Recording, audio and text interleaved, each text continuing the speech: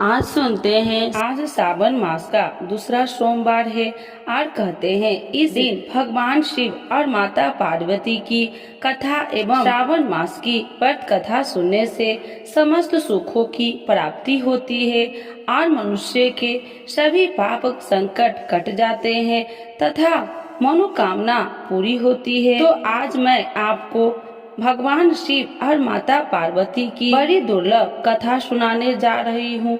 यह कथा आप लोग पूरा सुनिएगा, आधा अधूरा मत छोड़ दीजिएगा। आधा अधूरा कथा सुनने से आपको पूरी जानकारी नहीं मिलेगी, इसीलिए कथा को आप लोग पूरा श्रवण करिएगा।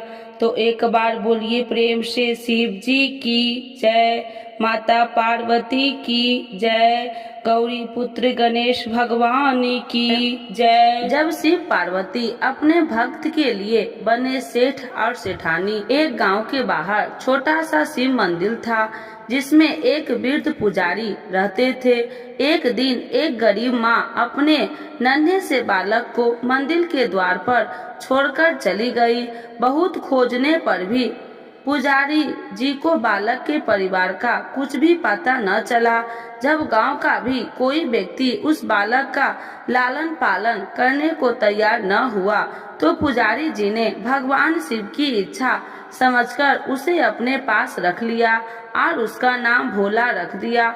गांव के श्रद्धालु भक्तों से जो कुछ प्राप्त होता उसी से भगवान शिव का, पुजारी जी का और बालक भोला का किसी तरह गुजारा चलता। यदि किसी दिन कम भी पड़ता तो पुजारी जी बालक और भगवान को भोग लगाकर स्वयं गंगा जल पीकर रह जाते। धीरे धीरे भोला बड़ा होने लगा और अब वह पुजारी जी के कामों में हाथ बटाने लगा। वृद्ध पुजारी जी के थके हारे हाथों को कुछ आराम मिलने लगा, इसीलिए उन्होंने भोला को मंदिर की सफाई, भगवान शिव की पूजा, उनको भोग लगाने और उनकी आरती करने की विधि अच्छी प्रकार समझा दी। अब से वे स्वयं भगवान शिव के नाम जप और संकीर्तन के समय व्यतीत करने लगे। एक दिन भगवान शिव के मंगलकारी नाम शिव शिव शिव शिव का जप करते हुए ही उनके प्राण छूट गए। अब बालक भोला का इस संसार में भगवान शिव के सिवा और उसका कोई दूसरा सहारा न रहा। उसने पुजारी जी की 3 बातें कभी न भूली। पहला, भगवान भोलेनाथ शिव शंकर को ताजी गर्म रसोई का ही भोग लगाना। दूसरा, भगवान को भोग लगाए बिना स्वयं कुछ भी नहीं खाना। तीसरा, भगवान शिव पर विश्वास रखकर कभी भी किसी भी वस्तु को संग्रह न करना, बासी भोजन का भी नहीं। यदि कोई भक्त पहले से बना भोजन या मिठाई मंदिर में दे जाता तो बालक भोला उसे गरीब में बांट देता। वह ताजी रसोई बनाकर ही भगवान को भोग लगाता, उसके बाद ही स्वयं प्रसाद ग्रहण करता और यदि बचता तो उसे बांट देता। यदि रसोई बनाने को सामग्री न होती तो भोला बाबा और भोला भगत दोनों गंगा जल पीकर ही रह जाते। एक बार बरसात का मौसम आया और 3-4 दिन तक मूसलाधार वर्षा होने से मंदिर में एक भी भक्त नहीं झांका। भोला अपने भोले बाबा को गंगा जल का ही भोग लगाता और स्वयं भी पीकर रह जाता। भोले बाबा बालक की भक्ति और सहन शक्ति की परीक्षा लेते रहे, किंतु आखिरी में अपने भक्त बालक को भूखे से तड़पते देख उनसे रहा न गया। वे सेठ के नौकर का रूप धरकर हाथ में भोजन सामग्री की पोटली लेकर वर्षा में भीगते हुए मंदिर के द्वार पर आ पहुँचे। उन्होंने आवाज लगाकर भोला को बुलाया और उसके हाथ में पोटली देते हुए बोला, सेठ जी ने यह सीधा भेजा है, इससे रसोई बनाओ, भोग लगाओ और स्वयं भी प्रसाद पाओ। मैं कल फिर आऊँगा। भोला भगत ने आशीर्वाद देकर उसे विदा किया और सूखी गीली लकड़ियों के धुएं में गर्म रसोई बनाकर भोले बाबा को भोग लगाया। पूरे बरसात के मौसम में भोले बाबा नौकर के वेश में भोला भगत को सीधा देने आते रहते और स्वयं भी गरम गरम रसोई का भोग पाते रहते। एक दिन भोला भगत ने सोचा कि सेठ जी को सीधा भेजते हुए 4 महीने हो चले हैं, किंतु वे स्वयं कभी मंदिर में भोला बाबा का प्रसाद ग्रहण करने नहीं आए। अगले दिन जब भोला बाबा नौकर के भेष में सीधे को पोटली देने आए तो भोला भगत उनसे बोला, भाई तुम्हारे इतना धर्मात्मा सेठ जी कभी शिव मंदिर में प्रसाद लेने नहीं आए, इस कारण मेरा हृदय अत्यंत दुखी हो रहा है। अपने सेठ जी से कहना कि कल वे मंदिर में प्रसाद ग्रहण करने अवश्य पधारे। सुनकर नौकर बोले, भोले बाबा चौंक कर घबरा उठे और बोले, पुजारी जी, सेठ जी मेरे द्वारा आपको सीधा भेजते हैं, आप इससे भगवान को भी भोग लगा देते हैं और स्वयं भी प्रसाद पाते हैं, फिर सेठ जी को बीच में बुलाने की क्या जरूरत है। जैसा चल रहा है वैसे ही चलने दीजिए। भोला बोला, ऐसे कैसे चलने दूं? आपके धर्मात्मा सेठ जी इतने दिनों से सीधा भेज रहे हैं, क्या मैं उन्हें भगवान का प्रसाद देने का अपना कर्तव्य भी पूरा न करूं? मैं किसी का उधार रखने वाला नहीं हूं। अपने सेठ जी से कह देना कि यदि कल भोले बाबा का प्रसाद ग्रहण करने न पधारे तो मैं उनका सीधा लेना बंद कर दूंगा। नौकर बने भोले बाबा तो अपने भोले भगत की अकड़ देखकर कांप उठे और यह सोचकर मन ही मन हंसे कि वाह, आज तो लेने वाला ही देने वाला पर घोष दिखा रहा है। लेकिन सरल हृदय भक्त में मनोभाव पर रिझ कर वे बोले, ठीक है पुजारी जी, कल सेठ जी मंदिर में प्रसाद ग्रहण करने जरूर पधारेंगे। दूसरे दिन बड़े सवेरे ही भोला बाबा नौकर के भेष में दूध और बहुत सारी भोजन सामग्री लेकर मंदिर पहुंच गए। भोला चौंकते हुए बोला, भाई आज इतना सारा सीधा किस लिए लाए हो? नौकर बने भोले बाबा बोले, पुजारी जी भूल गए क्या, आज अपने सेठ जी को प्रसाद के लिए बुलाया है, इसीलिए आप छक कर रसोई बनाइए और भोले बाबा को भोग लगाइए। हाँ, यह तो बता दीजिए कि सेठ जी किस समय पधारे। भोला ने प्रसन्न होकर उन्हें सेठ जी के आने का समय बता दिया। अब भोला भगत की इच्छा पूर्ण करने के लिए भोला बाबा कैलाश पर सेठ का रूप धारण करने लगे। इधर अपने स्वामी को एक प्यारे भक्त के यहाँ जीवने जाने का समाचार सुनकर ममता मई अन्नपूर्णा माँ पार्वती भी भला कैसे पीछे रहती। वे भी पति की आज्ञा लेकर सेठानी का रूप धारण करने में जुट गई। भोला बाबा ने अपने गले से मुंडों की माला उतार दी, शरीर पर लगी भस्म, कमर पर पहना हुआ पागंबर और बाहों में कानों में पहने सांपों के हार भी उतार कर रख दिए। उन्होंने एक मखमल का सुंदर कुर्ता धारण कर लिया, अपनी जटाएं सीधी कर गंगा और चंद्रमा को उसमें छिपा लिया और ऊपर से एक सुंदर रंग बिरंगी पगड़ी पहन ली। सदैव नंगे पैर विचरण करने वाले शिव जी ने आज अपने पैरों में रेशमी जुतियां धारण कर ली। हाथ में त्रिशूल और डमरू भोले बाबा ने नंदी के हाथ में थमा दिया और अपने हाथ में एक सुंदर छड़ी लेकर पार्वती जी के तैयार होने की प्रतीक्षा करते हुए कैलाश पर चहलकदमी करने लगे। इधर पार्वती जी घंटों में मेकअप करने में जुटी हुई थी। उन्होंने आज अपने पति देव के नगर में बनी सुंदर बनारसी साड़ी निकाल कर पहनी, जिसका रंग सेठ बने शिव जी के कुर्ते में मैच कर रहा था। उन्होंने सोने चांदी हीरे मंगाते हुए आभूषण धारण कर लिए, पैरों में सुंदर सैंडल पहन ली, बगल में सुंदर सा पर्स दबा लिया और भोला बाबा के बार बार आवाज लगाने के बाद श्रृंगार कक्ष में बाहर निकलकर आई। जब पार्वती जी और शिव जी एक दूसरे को सेठ सेठानी के वेश में देखा तो वे चकित होकर एक दूसरे को निहारते ही रह गए। दोनों एक दूसरे को देखकर निहारते हुए जा रहे थे। इससे पहले उन्होंने कभी एक दूसरे को ऐसा सुंदर रूप देखा ही नहीं था। जब भगवान गौरी शंकर सेठानी सेठ का रूप धारण कर कैलाश से अपने भक्तों के यहाँ दावत उड़ाने चले तो गणेश, कार्तिकेय, नंदी, श्रृंगी, ऋषि मुनि देवता गण भी उन्हें देखकर ठग से रह गए। सेठ बने शिव जी अपने हाथ में ली हुई छड़ी को आधा से घुमाते हुए पृथ्वी पर टेकते हुए चल रहे थे और उनके पीछे पीछे बगल में पर्स दबाए, अपनी सैंडल से टक टक और पायलों की छन छन की मधुर ध्वनि करती हुई माँ पार्वती सेठानी बनी चल रही थी। इधर भोला भगत आज सुबह से ही सेठानी के स्वागत में भांति भांति के पकवान बनाने में जुटा हुआ था। अपने भोले बाबा का भोग तो चलते फिरते बना लेता था, किंतु आज उसे कई महीनों से भगवान को भोग लगाने के लिए सीधा भेजने वाले सेठ जी को भगवत प्रसाद देना था। अतः आज उसने अपनी सारी कलाए झोली डाली थी। उसने सेठ जी द्वारा भेजे हुए चावल धोकर खीर बनाई, उसे धीमी आंच पर पकाकर गाढ़ा किया और उसमें सेठ जी के द्वारा भेजे हुए पिस्ते, बादाम, केसर, गोचे, किशमिश डाले।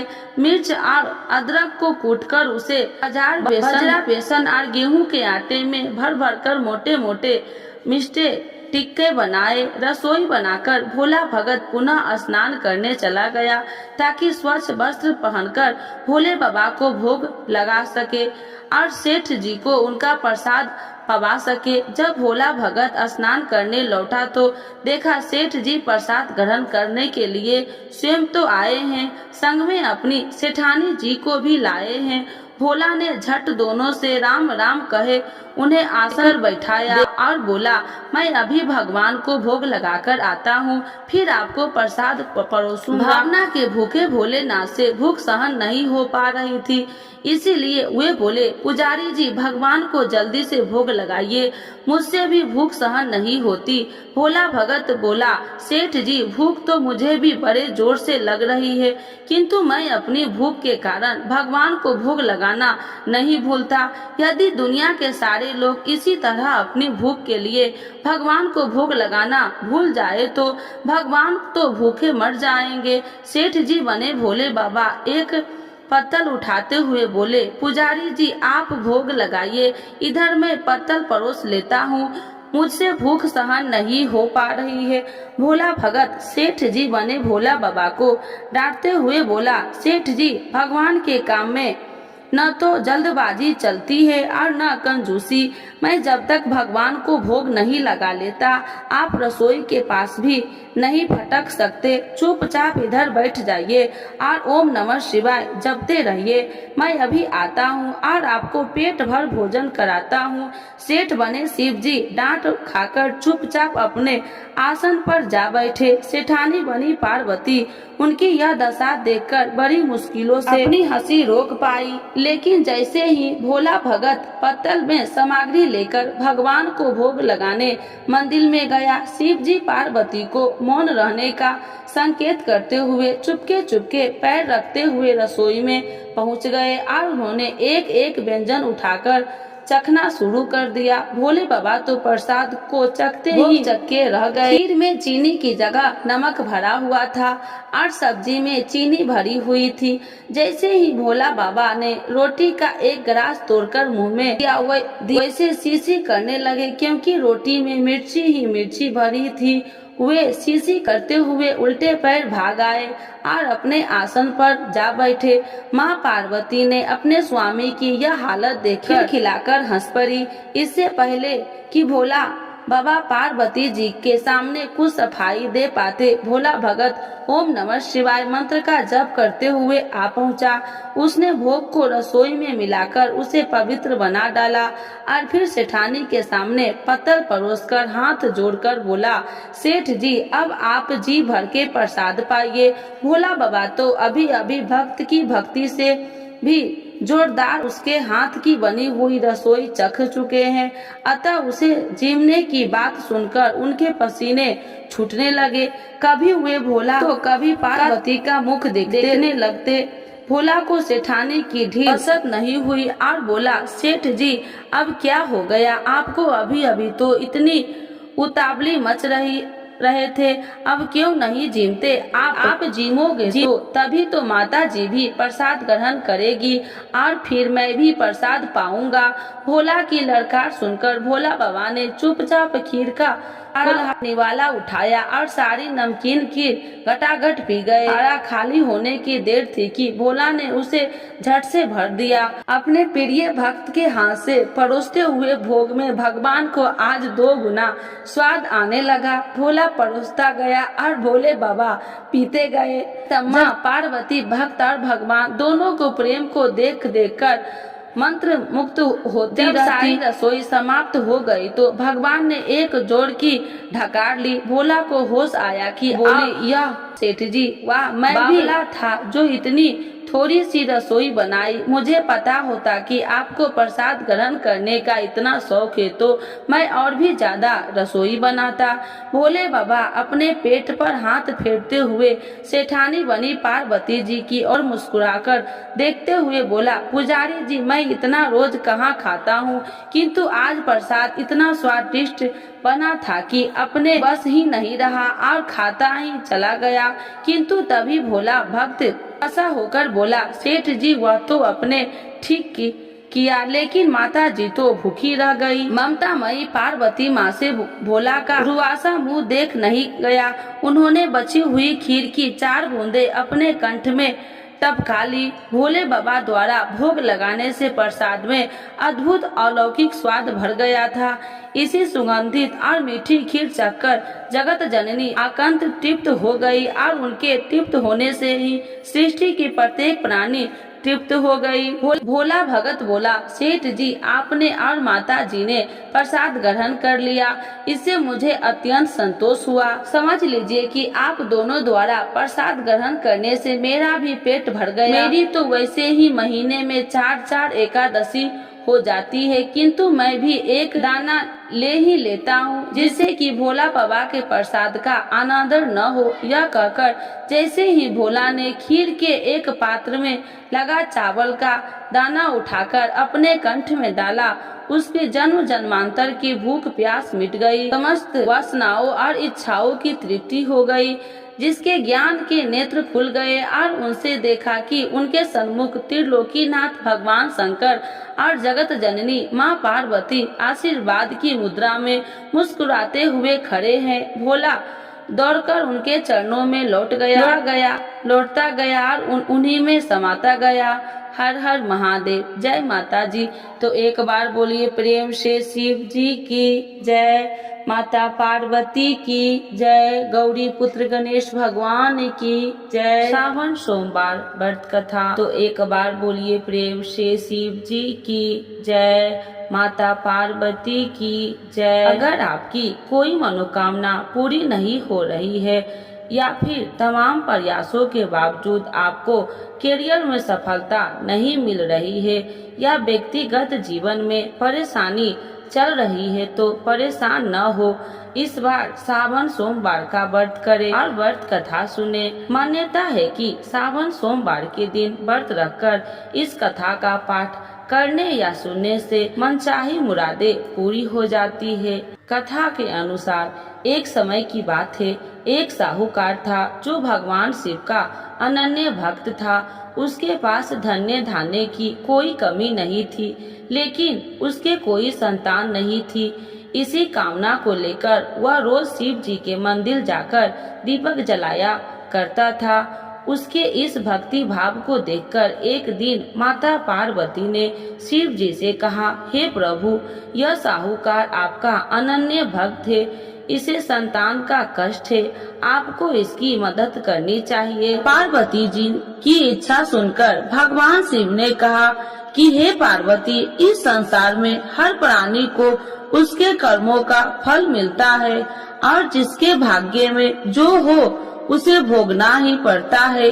लेकिन पार्वती जी ने साहूकार की भक्ति का मान रखने के लिए उसकी मनोकामना पूर्ण करने की इच्छा जताई। माता पार्वती के आग्रह पर शिव जी ने साहूकार को पुत्र प्राप्ति का वरदान तो दिया, लेकिन साथ ही यह भी कहा कि उसके बालक की आयु केवल 12 वर्ष होगी। माता पार्वती और भगवान शिव की बातचीत को साहूकार सुन रहा था। उसे न तो इस बात की खुशी थी और न ही दुख। वह पहले की भांति शिव जी की पूजा करता रहा। कुछ समय के बाद साहूकार के घर एक पुत्र का जन्म हुआ। वह बालक 11 वर्ष का हुआ तो उसे पढ़ने के लिए काशी भेज दिया गया। साहूकार ने पुत्र के मामा को बुलाकर उसे बहुत सारा धन दिया और कहा कि तुम इस बालक को काशी विद्या प्राप्ति के लिए ले जाओ और मार्ग में यज्ञ कराना। जहाँ भी यज्ञ कराओ वहाँ ब्राह्मणों को भोजन कराते और दक्षिणा देते हुए जाना। दोनों मामा भतीजा इसी तरह यज्ञ कराते और ब्राह्मणों को दान दक्षिणा देते काशी की ओर चल पड़े।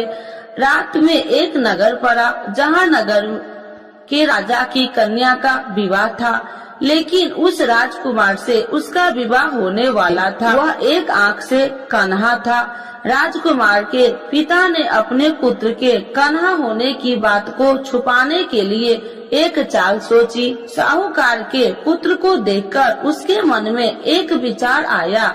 उसने सोचा क्यों न इस बालक को दुल्हा बनाकर राजकुमारी से विवाह करा दूं। विवाह के बाद इसको धन देकर विदा कर दूंगा और राजकुमारी को अपने घर जाऊंगा। लड़के को दूल्हे के वस्त्र पहनाकर राजकुमारी से विवाह कर दिया। लेकिन साहूकार का पुत्र ईमानदार था। उसे यह बात अन्याय संगत नहीं लगी। उसने अवसर पाकर राजकुमारी की चुनरी के पल्ले पर लिखा कि तुम्हारा विवाह तो मेरे साथ हुआ है, लेकिन जिस राजकुमार के संग तुम्हें भेजा जाएगा वह एक आँख से कन्हा है। मैं तो काशी पढ़ने जा रहा हूँ। जब राजकुमारी ने चुनरी पर लिखी बातें पढ़ी तो उसने अपने माता पिता को यह बात बताई। राजा ने अपनी पुत्री को विदा नहीं किया, जिससे बारात वापस चली गई। दूसरी ओर साहूकार का लड़का और उसका मामा काशी पहुँचे और वहाँ जाकर उन्होंने यज्ञ किया। जिस दिन लड़के की आयु 12 साल की हुई उसी दिन यज्ञ रखा गया। लड़के ने अपने मामा से कहा कि मेरी तबीयत कुछ ठीक नहीं है। मामा ने कहा तू अंदर जाकर सो जाओ। शिव जी के वरदान अनुसार कुछ ही देर में उस लड़के के प्राण निकल गए। मृत भांजे को देख उसके मामा ने विलाप शुरू किया। संयोगवश उसी समय शिव जी और माता पार्वती उधर से जा रहे थे। पार्वती भगवान से कहा स्वामी मुझे इसके रोने के स्वर सहन नहीं हो रहा, आप इस व्यक्ति के कष्ट को अवश्य दूर करें। जब शिव जी मृत बालक के समीप गए तो वह बोले कि यह उसी साहूकार का पुत्र है जिसे मैंने 12 वर्ष की आयु का वरदान दिया था। अब इसकी आयु पूरी हो चुकी है। लेकिन मातृ भाव से विभोर माता पार्वती ने कहा कि हे महादेव आप इस बालक को और आयु देने की कृपा करें, अन्यथा इसके वियोग से इसके माता पिता भी तड़प तड़प कर मर जाएंगे। माता पार्वती के आग्रह पर भगवान शिव ने उस लड़के को जीवित होने का वरदान दिया। शिव जी की कृपा से वह लड़का जीवित हो गया। शिक्षा समाप्त करके लड़का मामा के साथ अपने नगर की ओर चल दिया। दोनों चलते हुए उसी नगर में पहुंचा जहां उसका विवाह हुआ था। उस नगर में भी उन्होंने यज्ञ का आयोजन किया। उस लड़के के ससुर ने उसे पहचान लिया और महल में ले जाकर उसकी खातिरदारी की और अपनी पुत्री को विदा किया। इधर साहूकार और उसकी पत्नी भूखे प्यासे रहकर बेटे की प्रतीक्षा कर रहे थे। उन्होंने प्रण कर रखा था कि यदि उन्हें अपने बेटे की मृत्यु का समाचार मिला तो वह भी प्राण त्याग देंगे, परंतु अपने बेटे की जीवित होने का समाचार पाकर वह बेहद प्रसन्न हुई। उसी रात भगवान शिव ने व्यापारी के स्वप्न में आकर कहा, हे श्रेष्ठ, मैंने तेरे सोमवार के व्रत करने और व्रत कथा सुनने से प्रसन्न होकर तेरे पुत्र की लंबी आयु प्रदान की है। इसी प्रकार जो कोई सोमवार व्रत करता है या कथा सुनता है और पढ़ता है उसके सभी दुख दूर होते हैं और समस्त मनोकामनाएं पूर्ण होते हैं। तो एक बार बोलिए प्रेम से शिव जी की जय, माता पार्वती की जय। आरती शिव जी की। ओम जय शिव ओमकारा, स्वामी जय शिव ओमकारा, ब्रह्मा विष्णु सदा शिव अर्धांगी धारा। ओम जय शिव ओमकारा। एकानन चतुरानन पंचानन राजे। स्वामी पंचानन राजे। हंसासन गरुड़ासन विश्वाहन साजे। ओम जय शिव ओमकारा। दो भुज चार चतुर्भुज 10 भुज अति सोहे। स्वामी 10 भुज अति सोहे। त्रिगुणी रूपिणी रखिते तिरुबनि जन मोहे। ओम जय शिव ओमकारा। अच्छी माला बनि माला मुंडी माला धारी। स्वामी मुंडी माला धारी। तिरुपुरारी कंसारी करी माला धारी। ओम जय शिव ओमकारा। श्वेतांबर पीतांबर बाघांबर अंगे। स्वामी बाघांबर अंगे। सनिकादिक गरुनादिक भूतादिक संगे। ओम जय शिव ओमकारा। करके मध्य कमंडल चक्र त्रिशूलधारी। स्वामी चक्र त्रिशूलधारी। सुखकारी दुखिहारी जग पालनकारी। ओम जय शिव ओमकारा। ब्रह्मा विष्णु सदा शिव जानति अविवेका। स्वामी जानति अविवेका। मधु कैटभि दो मारे सुर भयहीन करे। ओम जय शिव ओमकारा। लक्ष्मी व सावित्री पार्वती संगा। स्वामी पार्वती संगा। पार्वती अर्धंगी शिव लहरी गंगा। ओम जय शिव ओमकारा। पार्वती सोहे पार्वती शंकर कैलासा। स्वामी शंकर कैलासा। भांग धतूर का भोजन भस्मी में बसा। ओम जय शिव ओमकारा। जटा में गंगा बहती है गले मुंडन माला। स्वामी गले मुंडन माला। शेष नाग लिपटावती ओढ़त मिर्ग छाला। ओम जय शिव ओमकारा। काशी में विराजे विश्वनाथ नंदी ब्रह्मचारी। स्वामी नंदी ब्रह्मचारी। नित्य उठी दर्शन पावती महिमा अति भारी। ओम जय शिव ओमकारा। त्रिगुण स्वामी जी की आरती जो कोई नर गावे। स्वामी जो कोई नर गावे। कहत शिवानंद स्वामी मन वांछित फल पावे। ओम जय शिव ओमकारा। प्रभु हर शिव ओमकारा।